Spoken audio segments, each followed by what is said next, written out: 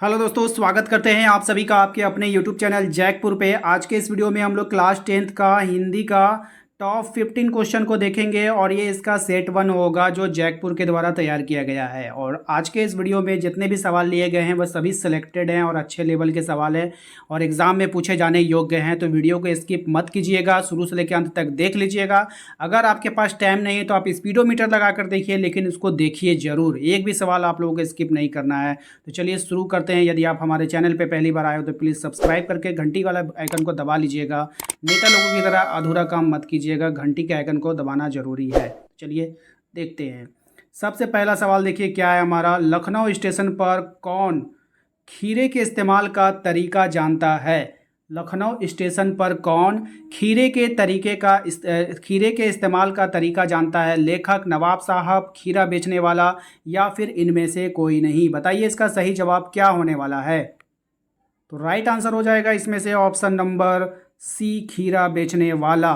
तो लखनऊ स्टेशन पर कौन खीरा इस्तेमाल का तरीका जानता है? तो खीरा बेचने वाला ही खीरा का जो है उसका तरीका जानता है इस्तेमाल करने का। तो चलते हैं दूसरे सवाल पे। दूसरा सवाल देखते हैं क्या है हमारा। दूसरा सवाल है कि नाना साहब को क्या गवारा नहीं था? नाना नहीं है, नवाब है, सॉरी, ठीक है, इसको आप लोग ठीक कर लेना। नवाब साहब को क्या गवारा नहीं था?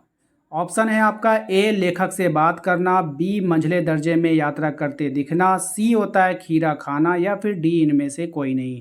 यदि आपका जवाब है इनमें से ऑप्शन नंबर बी, मंझले दर्जे में यात्रा करते दिखना, यानी किसी किसी को जो ना अपना इमेज बहुत बना लेता है, वो फिर उसको अच्छा नहीं लगता है कि वो मिडिल क्लास वाले डब्बे में सफ़र करे, ठीक है। तो इसीलिए ऑप्शन नंबर बी हमारा आंसर हो जाएगा।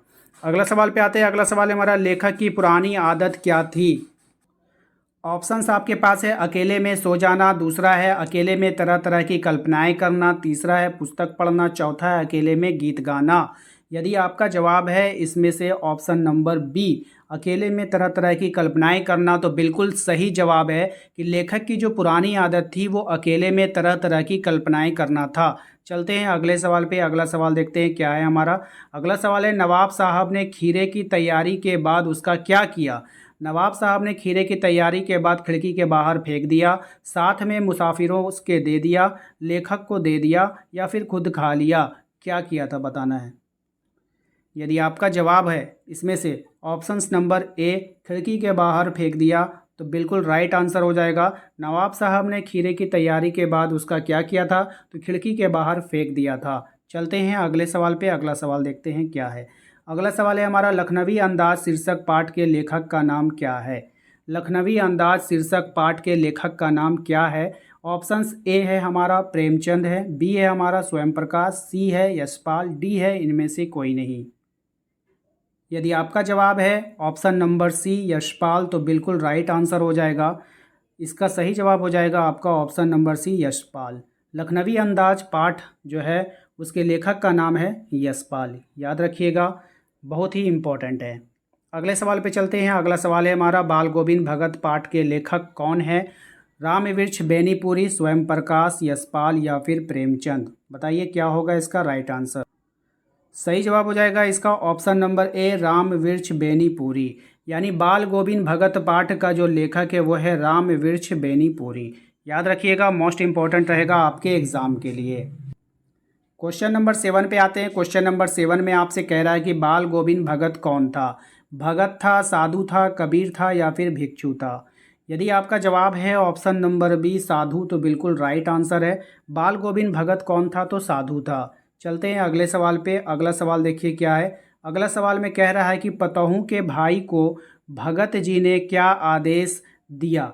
पतहू के भाई को भगत जी ने आदेश दिया दूसरी शादी नहीं करने का, दूसरी शादी कराने का या फिर घर से बाहर नहीं निकलने का या फिर इनमें से कोई नहीं। यदि आपका जवाब है इसमें से ऑप्शन नंबर बी, दूसरी शादी कराने का, यानी अपनी पतोहू यानी अपनी बहू को, यानी बहू के जो भाई को उसने आदेश दिया था कि बहू की दूसरी शादी करवा दो, ठीक है, क्योंकि उसका बेटा मर गया था। ठीक है, अगले सवाल पे चलते हैं। अगला सवाल है हमारा, बाल गोविंद भगत के कितने बच्चे थे? केवल एक बच्चे थे, तीन थे, दो थे या फिर चार थे? यदि आपका जवाब है इसमें से ऑप्शन नंबर ए, एक बच्चे, तो बिल्कुल राइट आंसर है। ठीक है, चलते हैं नेक्स्ट सवाल पे। अगला सवाल देखिए क्या है, बाल गोविंद भगत पाठ के आधार पर बताए रोपनी किसे कहते हैं। रोपन को, धान की रुपाई को, धान की खेती को। यदि आपका जवाब है इसमें से ऑप्शन नंबर बी धान की रुपाई को, तो बिल्कुल सही जवाब है। बाल गोविंद भगत पाठ के आधार पर बताना था आपको कि रोपनी किसे कहते हैं, तो धान की रुपाई को। याद रखिएगा ऑप्शन बी हमारा राइट आंसर है। बाल गोविंद भगत का बेटा कैसा था, तेज था, मंद था, सुस्त था या फिर चालाक था। राइट आंसर हो जाएगा इसका ऑप्शन नंबर सी सुस्त। क्या हो जाएगा, सुस्त था। ठीक है, नेक्स्ट सवाल पे आते हैं, नेताजी का चश्मा किस प्रकार का पाठ है, आपको बताना है। एकांकी है, कहानी है, ड्रामा है या फिर इनमें से कोई नहीं। यदि आपका जवाब है इनमें से ऑप्शन नंबर बी कहानी है, तो बिल्कुल सही जवाब है। नेताजी का जो चश्मा है वो एक कहानी है। अगले सवाल पे आते हैं, क्वेश्चन नंबर 13 पे आते हैं। नेताजी का चश्मा पाठ में देशभक्त किसे कहा गया है, पान वाले को, कैप्टन चश्मे वाले को, हवलदार साहब को या फिर इनमें से कोई नहीं। तो राइट आंसर बताइए इसमें से क्या होगा। यदि आपका जवाब इसमें से ऑप्शन नंबर बी है कैप्टन चश्मा वाला, तो बिल्कुल राइट आंसर है। कैप्टन चश्मे वाले को ही देशभक्त कहा गया है। अब आते हैं अगले सवाल पे। अगला सवाल देखिए क्वेश्चन नंबर 14 पे आते हैं। क्वेश्चन नंबर 14 में कह रहा है कि नेताजी का चश्मा पाठ में पान वाला उदास क्यों हो गया था। अब आपके पास ऑप्शंस है, ऑप्शंस ध्यान से देखिए। पान की बिक्री नहीं हो रही थी, कैप्टन की मृत्यु हो गई थी, सुभाष की मूर्ति टूटी हुई थी या फिर इनमें से कोई नहीं। तो राइट आंसर यहाँ पे हो जाए, बताइए क्या हो जाएगा। यदि जवाब आपका ऑप्शन नंबर बी है कि कैप्टन की मृत्यु हो गई थी, तो बिल्कुल राइट जवाब हो जाएगा आपका ऑप्शन नंबर बी। अगले सवाल पे आते हैं। अगला सवाल है, ड्राइंग मास्टर का क्या नाम था, पान वाला, मोतीलाल, बंटू या फिर हालदार। तो ड्राइंग मास्टर का नाम क्या था। यदि आपका जवाब ऑप्शन नंबर बी है मोतीलाल, तो बिल्कुल सही जवाब है। ड्राइंग मास्टर का नाम क्या था, मोतीलाल। ठीक है, सोच लो ना कि आप ड्राइंग कर रहे हो और ड्राइंग में क्या सजा रहे हो, मोतियाँ लगा रहे हो आप ड्राइंग में, उसको खूबसूरत बनाने के लिए, तो आपको याद हो जाएगा एग्ज़ाम के टाइम में।